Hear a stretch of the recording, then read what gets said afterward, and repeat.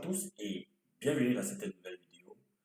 Pour ce numéro aujourd'hui, nous allons nous consacrer à un élément essentiel pour la vie, un élément qui représente plus de la moitié de la surface de la Terre, un élément qui intervient dans la plupart des réactions métaboliques, le constituant le plus abondant de la cellule.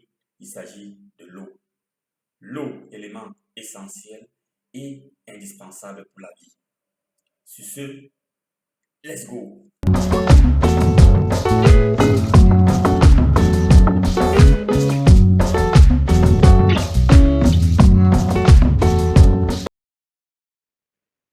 L'eau est un élément essentiel à la survie des êtres vivants.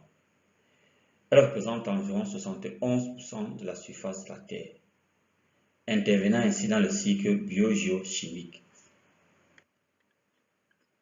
C'est un des constituants importants dans la synthèse des composés organiques lors du processus de photosynthèse. C'est également un des produits de la respiration. L'eau est un constituant le plus abondant de la matière vivante.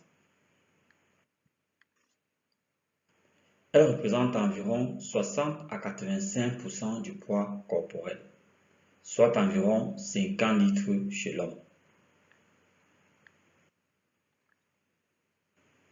Dans les tissus, elle apparaît à des proportions variables, dépendant ainsi de l'âge et du sexe. Suivant la répartition de l'eau dans l'organisme, l'eau se retrouve dans le compartiment extracellulaire, d'où elle représente environ 20% du poids corporel, notamment 5% dans les vaisseaux sanguins et 15% entre les cellules. Dans le compartiment intracellulaire, c'est-à-dire à l'intérieur des cellules, l'eau représente environ 40% du poids corporel. Et là, elle intervient dans la plupart des réactions métaboliques. L'eau dans les cellules provient soit des boissons, soit de l'alimentation ou des réactions métaboliques. Lors de la digestion, l'eau intervient pour un bon transit intestinal des aliments. Elle est utilisée lors des cuissons pour apporter une meilleure appétence aux aliments, même si elle favorise la réduction du temps de conservation de ces aliments. L'eau est utilisée lors de plusieurs préparations agroalimentaires, pharmaceutiques et cosmétiques. De manière structurelle, l'eau est un dipôle, formant ainsi une structure tétraédrique avec deux atomes d'hydrogène de charge partielle positive et un atome d'oxygène de charge partielle négative. Un angle de 104,5 degrés se forme entre les deux atomes d'hydrogène. L'atome d'oxygène, élément central à cette structure tétraédrique de l'eau, possède une électronégativité plus élevée que l'hydrogène, formant ainsi une attraction électrostatique avec des atomes d'hydrogène, qui sont eux-mêmes associés par covalente avec d'autres atomes électronégatifs, ce qui entraîne donc la formation d'une liaison d'hydrogène, permettant ainsi à l'eau soit d'interagir avec d'autres molécules d'eau ou avec d'autres macromolécules. La stabilisation de l'eau par ces liaisons d'hydrogène permet de ressortir l'eau sous ses différentes formes. Ceci en fonction de la température du milieu. Suivant les propriétés physiques de l'eau. La forme solide de l'eau ou en glace est une organisation en réseau cristallin où une molécule d'eau est entourée par 4 autres molécules d'eau. Les atomes d'oxygène dans cette structure occupent les sommets d'un tétraèdre régulier. La forme liquide de l'eau est une organisation en réseau tridimensionnel de molécules d'eau. Dans cette structure, la densité en liaison d'hydrogène est très élevée, formant ainsi une structure plus compacte. La forme vapeur ou gazeuse est la forme monomère de la molécule d'eau. Parlant des propriétés chimiques, l'ionisation de l'eau est une propriété qui favorise le transfert facile des protons d'hydrogène à une molécule voisine, permettant ainsi la protolyse de l'eau en 2 molécules ioniques, en l'occurrence l'hydronium H3+, et l'hydroxyde OH-. Suivant cette propriété, le rapprochement de juste 0,07 nanomètres suffit à accrocher un proton d'hydrogène à une molécule voisine. Cette propriété d'ionisation est résumée suivant l'équation ci-contre. Et nous pouvons donc, à partir de cette équation, calculer le produit ionique de cette solution.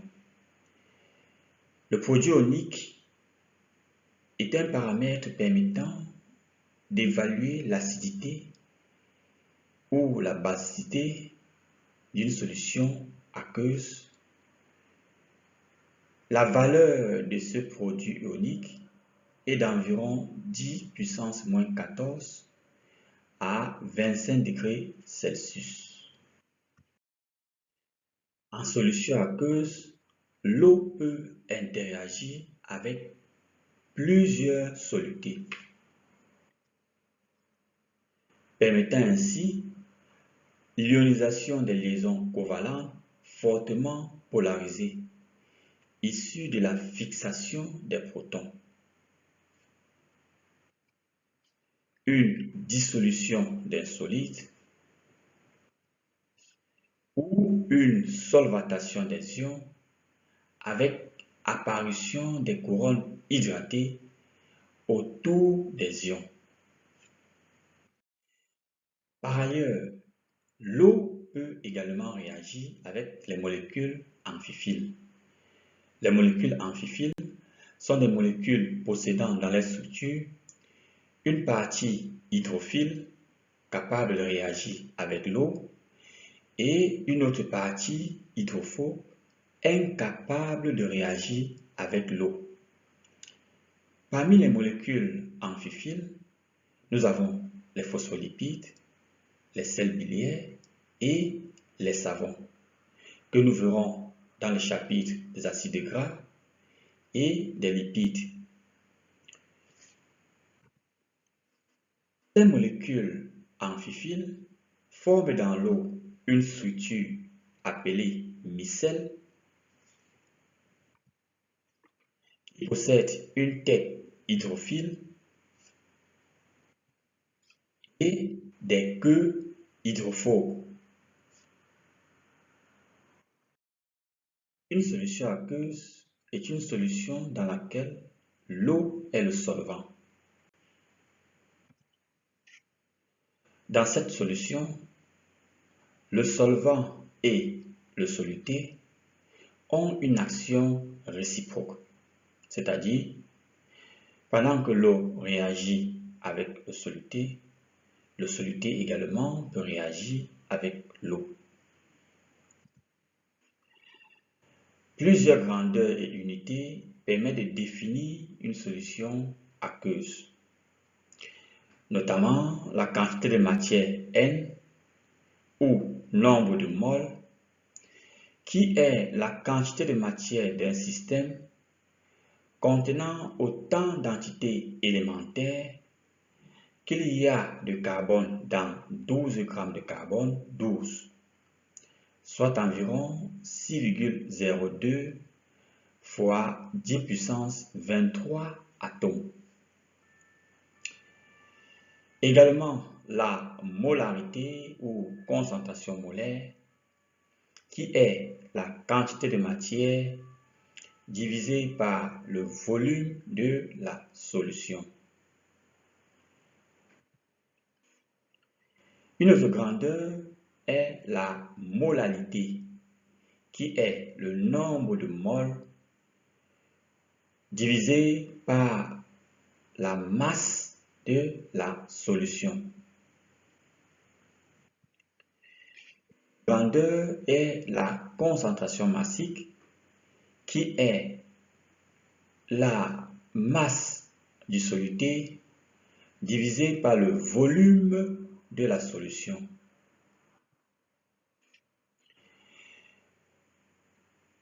La solution aqueuse est également définie par la concentration équivalente, qui représente le nombre de charges apportées par un ion en solution aqueuse. L'évaluation quantitative de l'eau dans un aliment est définie par la teneur en eau. Il s'agit de la quantité d'eau perdue par un aliment placé en équilibre dans une pression à vapeur. Ces molécules d'eau dans les aliments sont associées par des liaisons d'hydrogène. On exprime la teneur en eau en grammes d'eau pour 100 grammes d'aliments secs.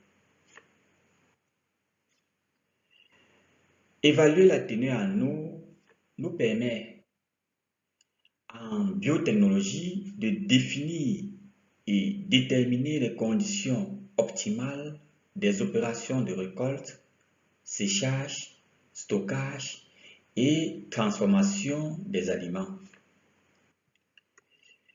Elle permet également, sur le plan commercial, de fixer la limite supérieure de la teneur à ne pas dépasser dans les contrats d'achat et de vente.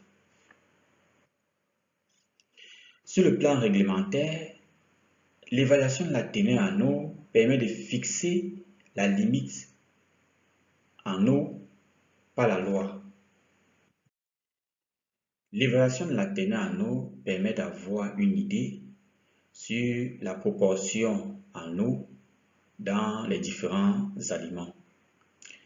Ainsi, dans les céréales, la proportion en eau est d'environ 10 à 20%. Dans les fromages, nous avons une proportion en eau d'environ 40 à 50%. Dans les viandes, 60 à 75%. Dans les fruits et légumes frais, une proportion en eau d'environ 80 à 90%. Et dans les champignons, une proportion en eau d'environ 90 à 95%. Il existe quelques techniques directes de détermination de la teneur en eau.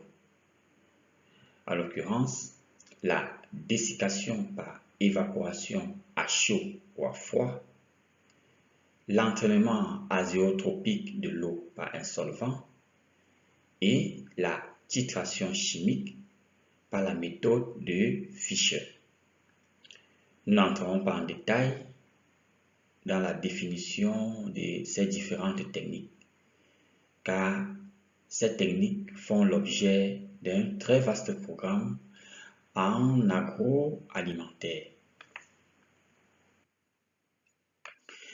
Le choix de chaque technique dépend de la fragilité de l'aliment, de la quantité d'eau présente dans cet aliment et de l'importance de l'échantillon de ces aliments. Deux paramètres essentiels permettent de définir et de comprendre la structure et les propriétés physico-chimiques dans les aliments. Il s'agit de l'humidité relative d'équilibre et de l'activité de l'eau. Dans les aliments, l'eau se lie soit avec les macromolécules de l'aliment, soit avec les autres molécules d'eau. L'eau qui se lie avec les macromolécules de l'aliment est appelée l'eau liée. Par contre, l'eau qui se lie avec les autres molécules d'eau est appelée l'eau libre, facilement instable. Ces deux notions d'eau, en l'occurrence humidité relative d'équilibre, qui représente le rapport de la pression partielle en eau dans un aliment sur la pression totale en eau dans cet aliment, et l'activité de l'eau qui définit et permet de comprendre la notion de disponibilité de l'eau des aliments, sont des paramètres assez importants.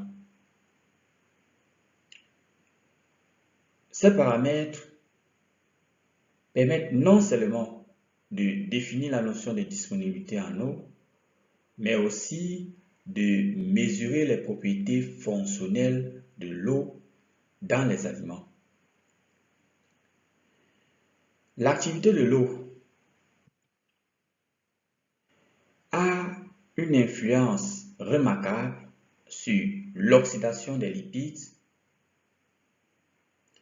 sur le brunissement non enzymatique, qui est une série de réactions résultant de la condensation entre les acides aminés et les glucides. Ces différentes réactions sont appelées les réactions de Maillard.